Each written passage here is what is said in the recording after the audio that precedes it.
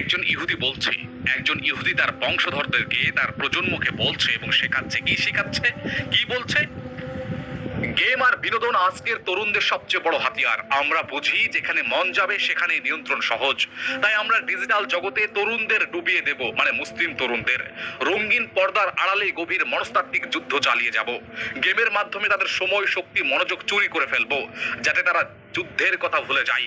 গল্পের মধ্যে ফাঁকি দিয়ে আমরা তাদের মধ্যে হতাশা, আত্মবিশ্বাসহীনতা, নির্জনতা এবং বিভ্রান্তি ছড়াবো।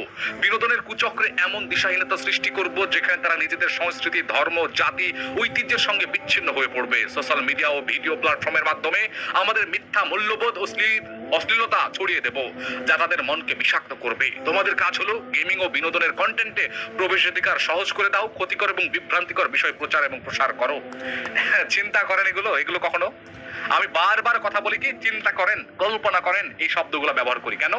কারণ চিন্তাশীল আমাদেরকে হতে হবে। আমাদেরকে চিন্তাশীল জাতিতে পরিণত হতে হবে, যাতে করে চিন্তা করে করে একটা পর্যায়ে আমরা বাস্তবায়ন করতে